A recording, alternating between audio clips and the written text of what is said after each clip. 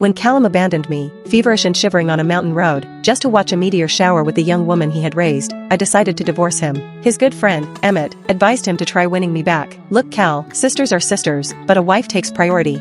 You'd better not mix up what matters most. Callum, however, dismissed the idea with a confident smile. She's bluffing. Does she really think she'll go through with the divorce? All these years, I've given her a place to belong. Without me, she wouldn't even have a home. Leave me? She wouldn't dare. Just wait. Before the cooling off period ends, she'll come back crying and begging me to take her in. But 30 days passed, and I never looked back. While he scoured the world searching for me, I sipped tea in a misty mountain villa, utterly at peace. James, I remarked to my stepbrother, your place truly feels like home. When I handed the divorce papers to Callum Kipling, he was on his tablet, helping his stepsister, Hannah, pick out her graduation dress. Her silky voice could be heard clearly through the phone. Cal, I want a dress with a night sky backdrop, adorned with stars, just as romantic as the meteor shower we watched together that night. Alright, we'll take our time finding one. If nothing fits, we'll have it custom made. The little princess must be satisfied, right? Callum indulged her and almost signed his name at the bottom of the contract without glancing at the document I handed him. It wasn't until they had finished their tender exchange and he reached for a glass of water from the table that he casually glanced at the paper.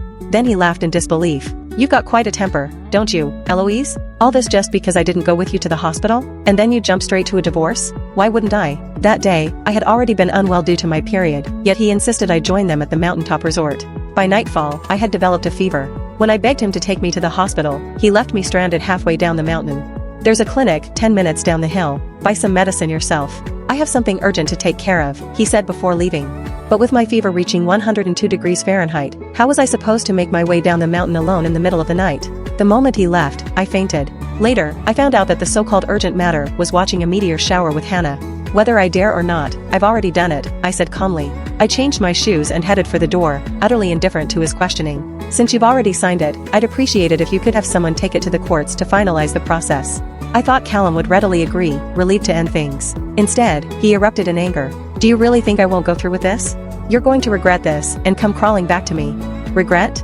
That was impossible. I waved him off, shut the door, and left. Driving to my studio, I didn't bother deciphering the deeper meaning of his words.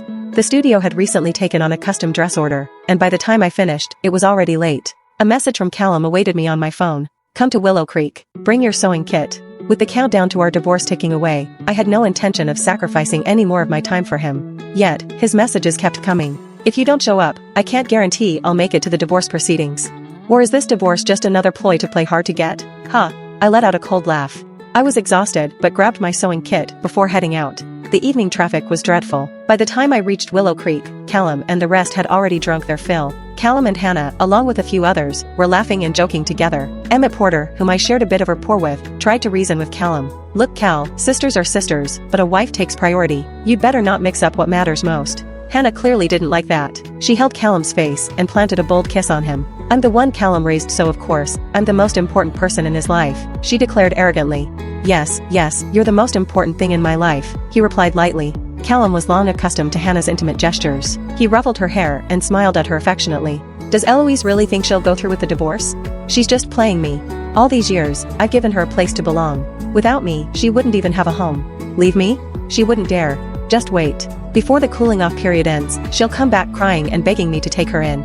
I stood frozen, gripping the sewing kit tightly in my hands. When Callum abandoned me halfway down the mountain, I didn't cry. But now, a sharp ache rose in my chest, and my nose stung with the threat of tears. When I was young, I let myself believe in him because he promised me a home. As someone who had drifted for so long, that promise had moved me and made me fall for him.